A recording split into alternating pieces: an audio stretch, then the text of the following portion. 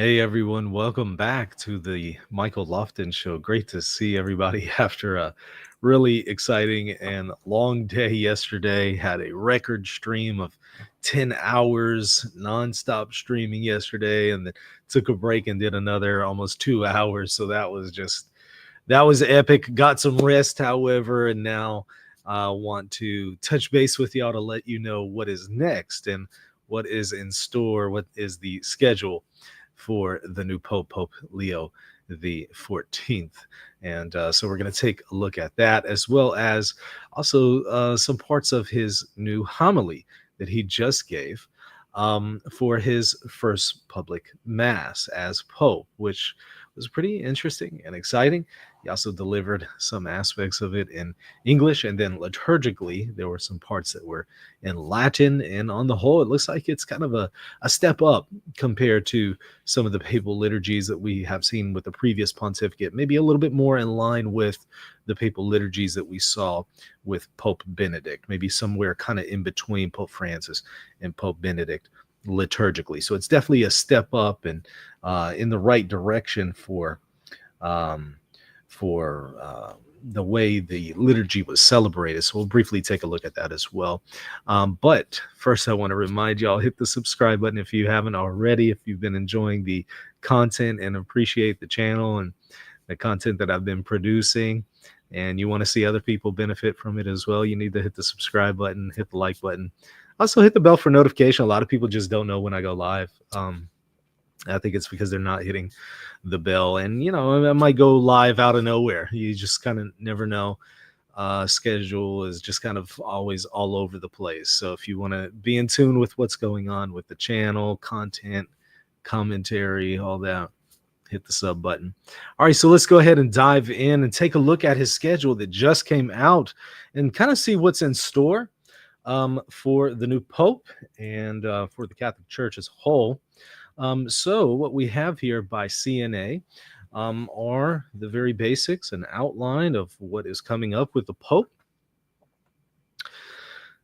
There are some immediate appointments here coming up, but first it says for May 9th, the Vatican press office releases the official schedule of the initial engagements over the coming weeks of the Pope, and this is where they derive this information from. So it is official. May 10th on Saturday, he's going to have a meeting with the cardinals. We don't know a whole lot of details about this just yet. We'll find out very soon, and hopefully that meeting will be published and might get us, give us an idea of what his vision is for the church. So we really need to pay attention to this tomorrow. Then May 11th on Sunday, you have a Regina Coeli prayer from the Central Loggia of St. Peter's Basilica. So where he actually came out yesterday and presented himself for the first time as Pope. That's where he'll be back for Regina Coeli prayer.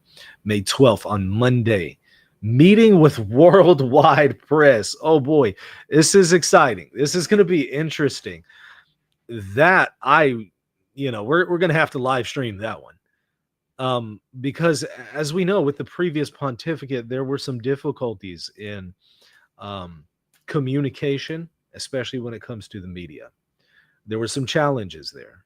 And, sometimes the previous pontificate didn't always present things in a clear way. And so sometimes people misunderstood. And in fact, very early on in the previous pontificate, there were certain phrases that were uttered that easily lent themselves to misunderstanding, and the media just jumped on and then portrayed the Pope in a certain way for the rest of his pontificate. And so this worldwide press meeting will perhaps determine the trajectory, not necessarily of the Pope himself, but how the media will portray him moving forward. And we'll also get to see how he conducts himself in the media. Now, he's kept kind of a relatively low profile in the media, so I don't suspect he's going to be bombastic. I don't suspect that he is going to be just over the top and fumbling and bumbling around with his words. You got to remember, this is a canon lawyer. This is also a man who has a degree in mathematics. So he has precise, critical thinking skills. He is going to be able to articulate himself very, very well. Because of that, I think he will be a little less vulnerable to ambiguities, to confusing language, to maybe some of the overtop hyperbole that we saw in the previous pontificate. He's going to be more precise. Mathematician, canon lawyer, thinks analytically. I think he's going to do better in the media. So I'm really looking forward to that one. That's Monday. First formal engagements. May 16th on Friday, reception of Diplomatic Corps Head of Mission. May 18th, Sunday, inaugural Mass for the beginning of his pontificate. So on Sunday, 10 a.m., St. Peter's Square. That will be fascinating to watch. We've already kind of seen what his not only homily, but first liturgy was like as Pope today in the Sistine Chapel. And it was done pretty well. And so I'm excited to see how that one is going to be done on a Sunday. I suspect it's again going to be a notch up above what we saw with the previous pontificate liturgically. So maybe again somewhere between Pope Francis and a Pope Benedict, or maybe even a lot closer to a Pope Benedict liturgically as Pope. So we'll find out very soon. May 20th on Tuesday, taking possession of the Papal Basilica of St. Paul outside the walls, which I thought is interesting because he's taking possession of that first before the Lateran, right? The St. John Lateran, which is his cathedral. That's the Pope's cathedral, where his see is, the See of Rome. So that's interesting. Okay, he's going to take possession first of that basilica. Then on Wednesday, first general audience of his pontificate. That will give you a feel for how he's going to communicate to the faithful. You know, the one with the press will tell you how he communicates with the media. This one will tell you how does he communicate with the rest of Catholics, the rest of the church. So all eyes are going to be on that first general audience. And that will give you, again, kind of an idea for how his teaching style will be. Perhaps some of his magisterial documents will be. That will give you a lot of insight. So we'll be, of course, covering all of this on the channel, especially that one.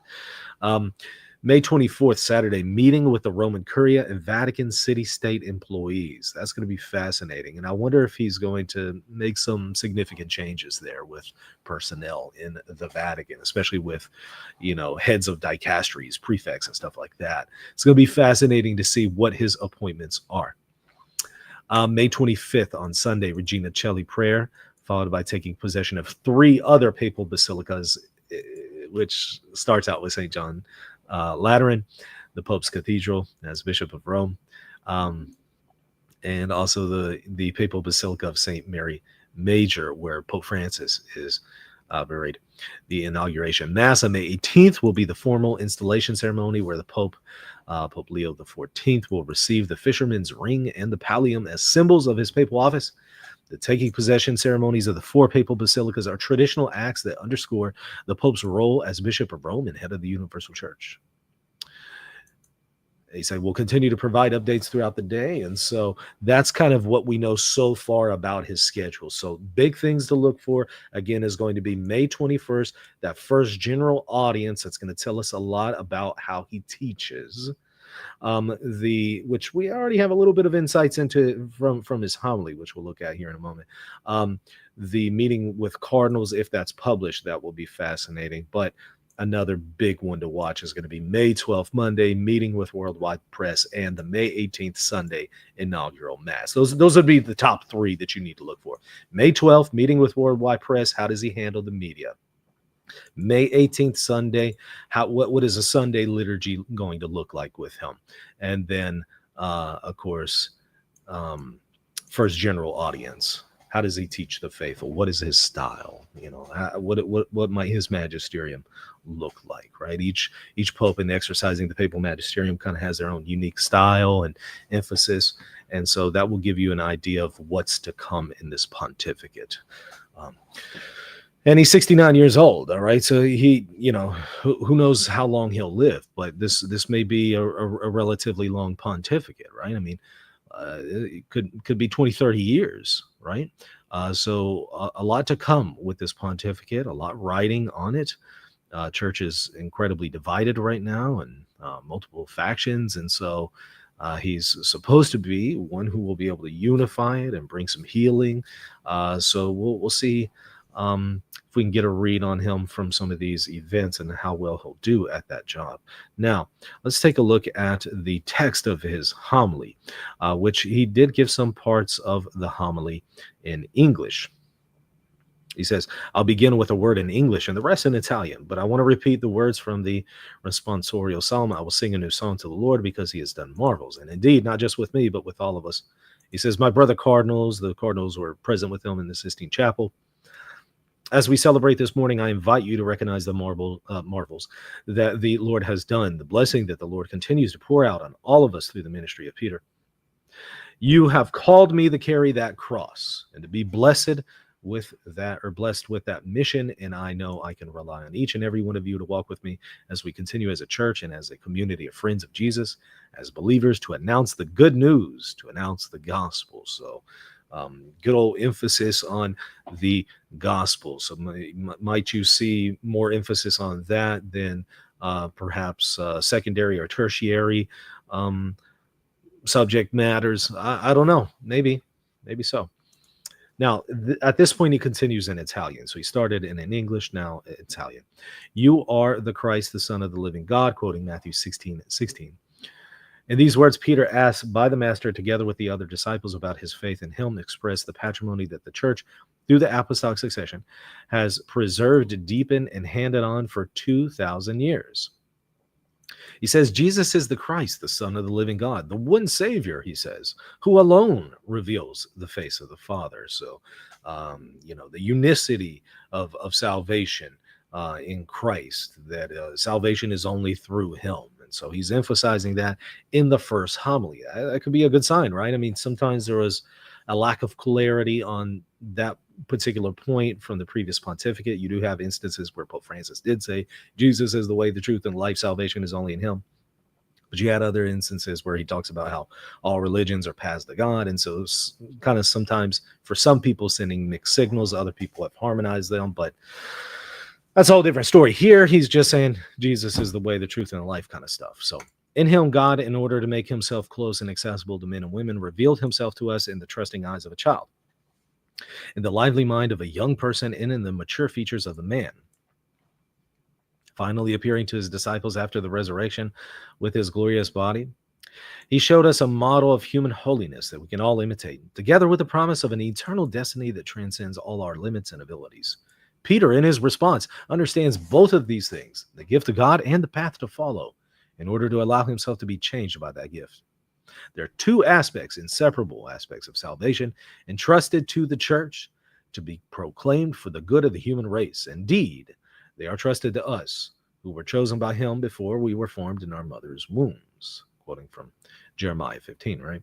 Reborn in the waters of baptism, surpassing our limitations, and with no merit of our own, brought here and sent forth from here, so that the gospel might be proclaimed to every creature. Quoting Mark 16:15. In a particular way, God has called me by your election to succeed the prince of the apostles, and has entrusted this treasure to me, so that with his help, I may be its faithful administrator for the sake of the entire mystical body of the church. He has done so in order that she may be ever more fully a city set on a hill, an ark of salvation, sailing through the waters of history, and a beacon that illuminates the dark nights of this world. So he's emphasizing the role of the church in saving humanity and proclaiming the gospel and being that vessel in which salvation is brought to the world. And this not so much through the magnificence of her structures, of the grandeur of her buildings, like the monuments among which we find ourselves, but rather through the holiness of her members. In other words, what ultimately proclaims the gospel is not the buildings, not the vestments, not the outward appearance, but rather the holiness of her members. For we are the people whom God has chosen on his own, so that we may declare the wonderful deeds of him who called us out of darkness into marvelous light. And so a lot of Bible here, a lot of scripture. So your biblical scholars are going to absolutely love this, right? which makes sense, right? Leo the 13th, his predecessor, most prolific pope when it comes to papal encyclicals, known for Providentissimus Deus and really initiating biblical studies in Catholicism. So you can pick up on that here. Peter, however, makes his profession of faith in reply to a specific question. Who do people say that the Son of Man is? The question is not insignificant. It concerns an essential aspect of our ministry, namely the world in which we live, with its limitations, its potential, its questions, and its convictions. Who do people say that the Son of Man is? If we reflect on the scene we are considering, we might find two possible answers which characterize two different attitudes. First, there's the world's response. Matthew tells us that this conversation between Jesus and his disciples take place in the beautiful town of Caesarea Philippi, filled with luxurious palaces set in a magnificent natural landscape at the foot of Mount Hermon, but also a place of cruel power plays and the scene of betrayals and infidelity. This setting speaks to us of a world that considers Jesus as completely insignificant person, at best someone with an unusual and striking way of speaking and acting. And so once his presence becomes irksome because of his demands for honesty and his stern moral requirements, this world will not hesitate to reject and eliminate him. In other words, Jesus did impose some moral requirements on people, and the people didn't like that. They didn't want that. And he's saying the same of the church today. The world is going to reject that. Then there is the other possible response to Jesus's question, that of ordinary people. For them, the Nazarene is not a charlatan, but an upright man, one who has courage, who speaks well, and says the right things, like other great prophets in the history of Israel. That is why they follow him, at least for as long as they can do so without too much risk or inconvenience. Yet to them he is only a man, and therefore in times of danger during his passion, they too abandon him and depart disappointed. What is striking about these two attitudes is their relevance today. They embody notions that we could easily find on the lips of so many men and women in our time, even if, while essentially identical, they're expressed in different language. Even today, there are many settings in which the Christian faith is considered absurd, meant for the weak and unintelligent. Settings where other securities are preferred, like technology, money, success, power, pleasure. These are contexts where it's not easy to preach the gospel and bear witness to its truth, where believers are mocked, opposed, despised, or at best tolerated and pitied. Yet precisely for this reason, they are the places where our missionary outreach is desperately needed. So you're already seeing the evangelist in him, which we've kind of already known because he's, missions there in South America. So you can see the evangelist coming out in the homily. A lack of faith is often tragically accompanied by the loss of meaning in life, the neglect of mercy, appalling violations of human dignity, the crisis of the family, and so many other wounds that afflict our society. Today, too, there are many settings in which Jesus, although appreciated as a man, is reduced to a kind of charismatic leader or Superman. This is true not only among the non-believers, but also among many baptized Christians, who thus end up living at this level in a state of practical atheism. This is the world that has been entrusted to us, a world in which, as Pope Francis taught us so many times, and by the way, pause. I just got to point it out. He's saying Pope Francis, which we already knew, right? He was going to accept the pontificate of his predecessor, Pope Francis. For anyone who is holding out that maybe this guy's going to reverse the pontificate of Pope Francis and say Francis was an anti-pope, as I said to y'all, he's not going to do that. He's going to accept the previous pontificate. Right there, Pope Francis. That should put a nail in the coffin. Let's go ahead and put that one to rest. He's not reversing Pope Francis. He's not declaring him an anti-pope. If you thought that was going to happen, it ain't happening. So he says, this world that has been entrusted to us, a world in which, as Pope Francis taught us so many times, we are called to bear witness to our joyful faith in Jesus, the Savior. Therefore, it's essential that we too repeat with Peter, you are the Christ, the Son of the living God. It's essential to do this, first of all, in our personal relationship with the Lord, in our commitment to a daily journey of conversion. Then to do so as a church, experiencing together our fidelity to the Lord and bringing the good news to all.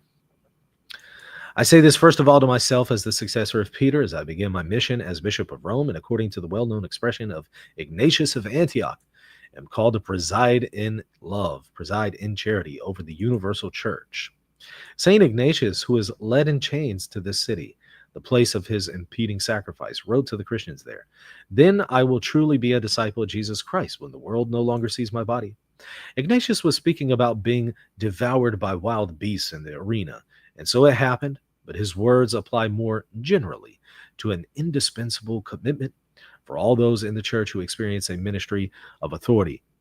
It is to move aside so that Christ may remain, to make oneself small so that he may be known and glorified, to spend oneself to the utmost so that all may have the opportunity to know and love him. And then he says, "May God grant me this grace today and always through the loving intercession of Mary, Mother of the Church," he says. So, and then they have a video of that homily if you would like to go and watch. I didn't play the video because I don't know if I'll get a copyright strike. So instead, I just read the transcript there to you.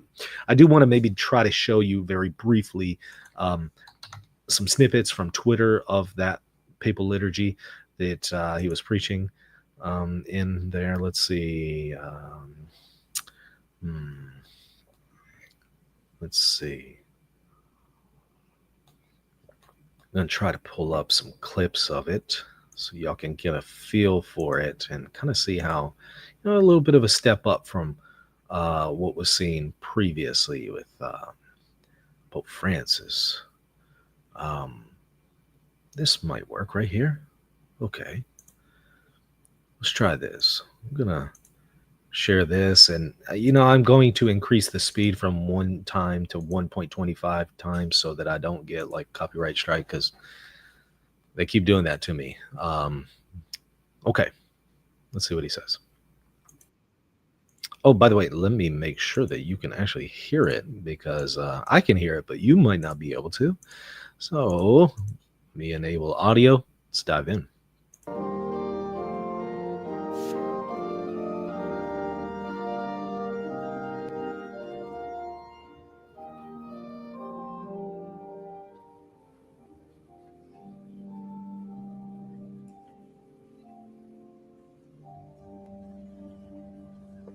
This is his first mass, sped up just slightly.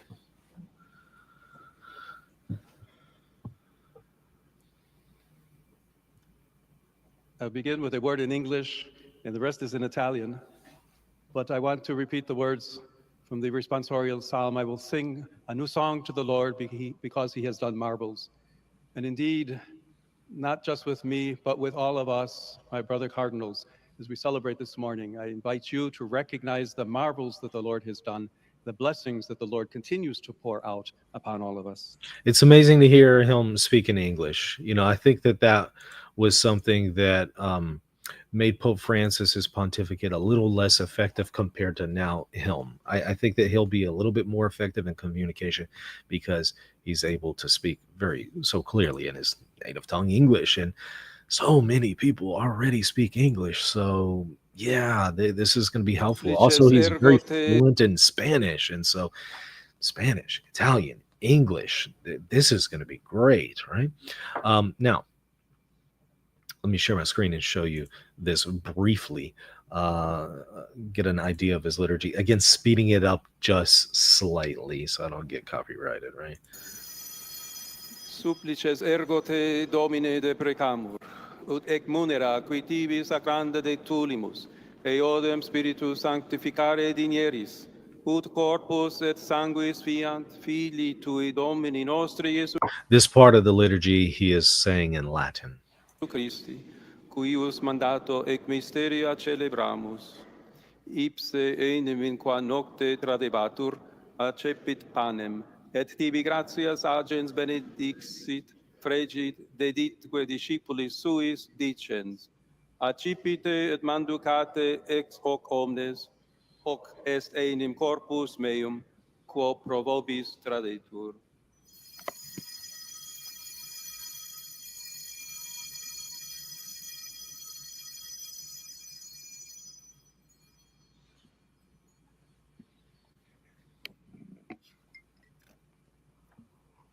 Simili modo, postquam cenatum est, accipiens calicem, et tibi gratias agens benedixit deditque discipulis suis dicens, accipite et bibite ex eo omnes, hic est enim cali sanguinis mei, novi et eterni testamenti, quo pro vobis et pro multis effundetur in remissionem peccatorum. I get the impression here with his Latin that he's somewhat familiar with it and has done some liturgies in part in Latin, but he might not be doing like a Latin mass every day kind of stuff, but he's not unfamiliar with Latin either. You can see that he's used it during the liturgy before. So it looks like he's obviously going to be he's going to have probably the bulk of the liturgy. These papal liturgies will be in the vernacular Italian, but it looks like he's going to have some, some significant parts perhaps in Latin. So there will be a combination there, kind of like there was with Benedict XVI. Hoc facite in meam commemorationem.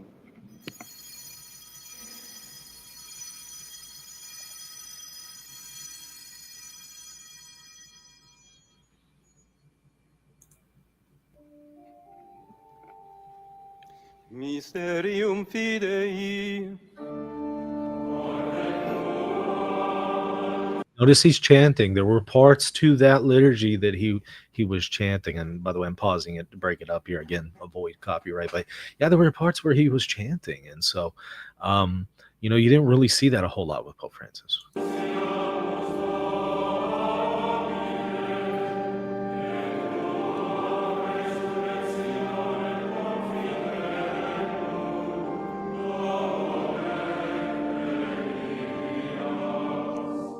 See if I can maybe find another quick clip for you here.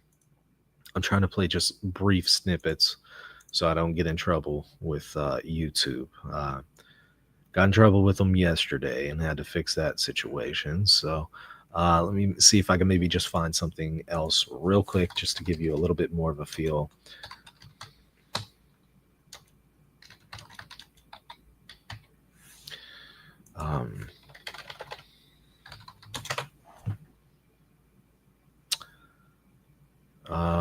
Okay.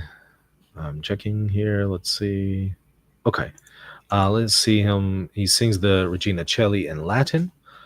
So again, he has a combination in this papal liturgy of the vernacular, which is going to be the dominant part of the liturgy, right? In the vernacular, but then some significant parts in Latin. So it looks like he's going to probably balance those out, unless this is a rarity for him. And it doesn't seem like it is, because it seems like he has enough familiarity with Latin in the liturgy that he's done this before and does it fairly regularly. So check this out. Let me maybe speed it up just slightly again.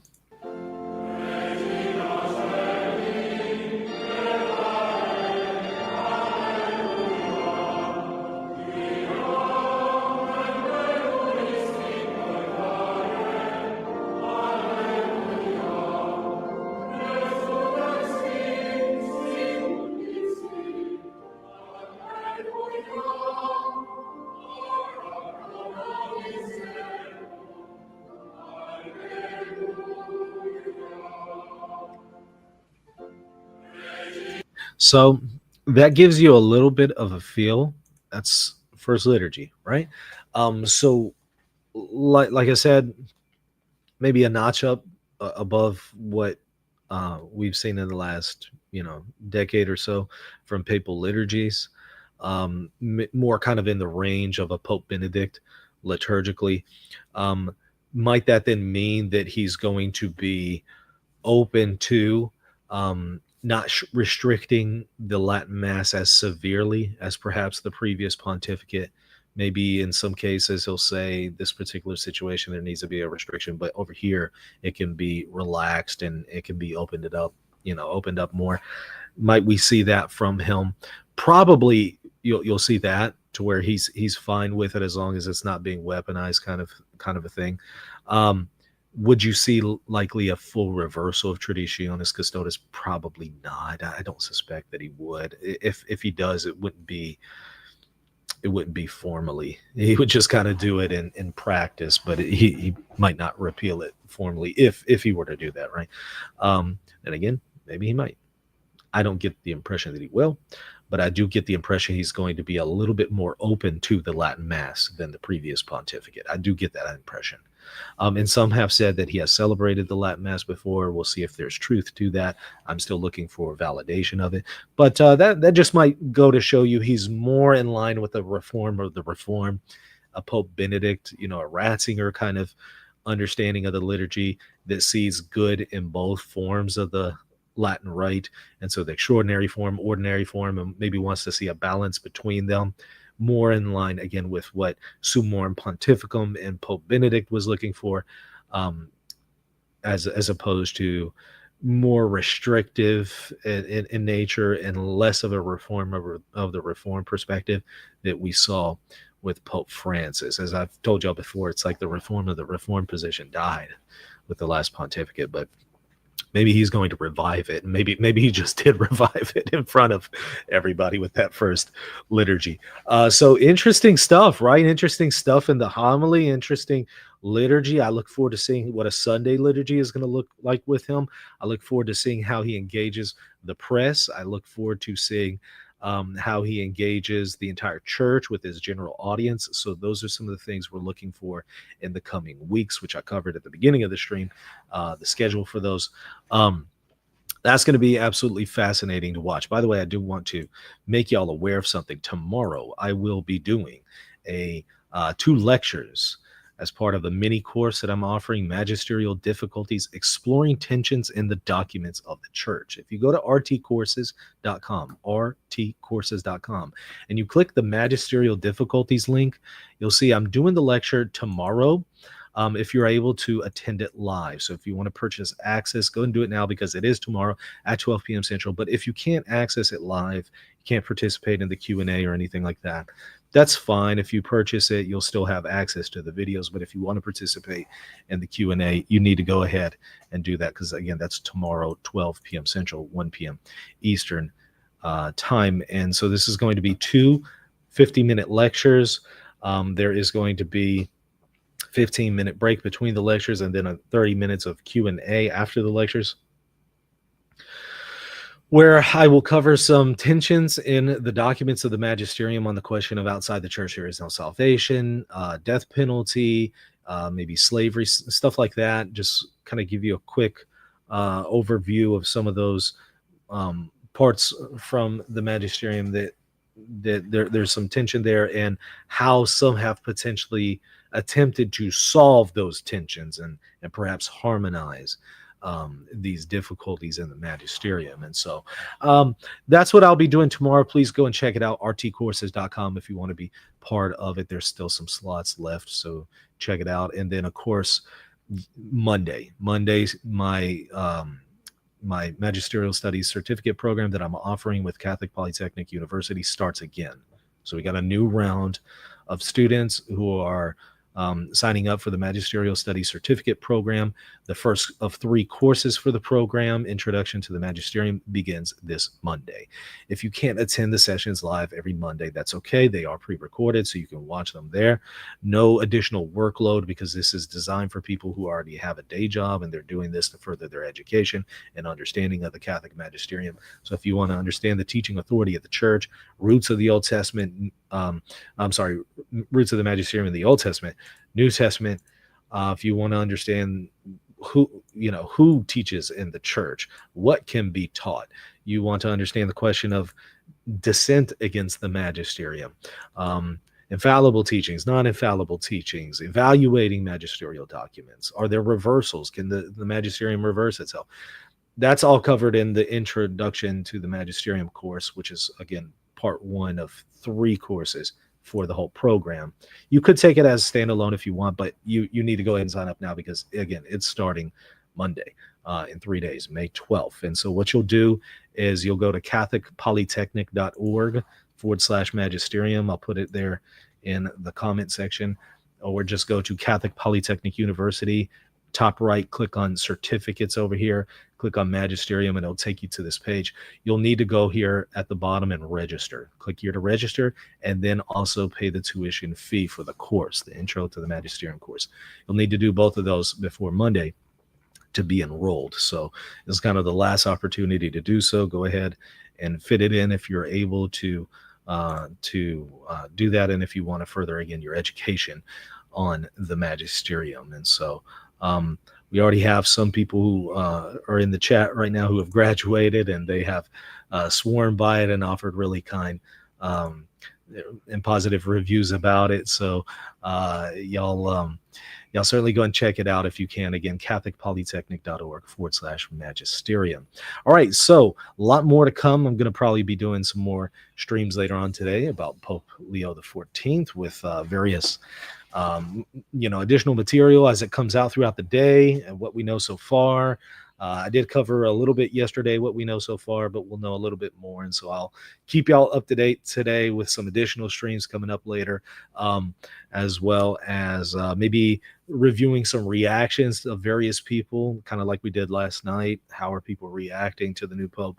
We'll look at some additional reactions, how they're evaluating him, how they're perceiving him. So be looking for more streams today. But in order to see those, you need to hit the subscribe button, hit the bell for notification, so you can, have it pop up and come up on your radar whenever we go live. And of course, I need you to sub anyway, just to support the channel, right? Go ahead and support the channel if you don't mind. If you think I do good work and you want to continue to help me reach people with the content of this channel, do your part by hitting the sub button, hit the like button, drop a comment. Love to hear from you. And again, go and check out those courses that I referred you to if they interest you. All right. Oh, and by the way, you can also become a patron of the channel and get access to extra content. About to do a patron only show for patrons, so y'all look for a link here in a moment. Channel members and patrons on Patreon. A great way to become a channel member is patreon.com/reason and theology, or right here on YouTube, just hit the join button right next to the subscribe button, and you'll get access to extra content, and you'll be supporting the channel so I can continue to offer this material to you guys for free. So all right, that's going to do it. See y'all in just a little bit. Patrons, y'all look for a link coming up in just a moment.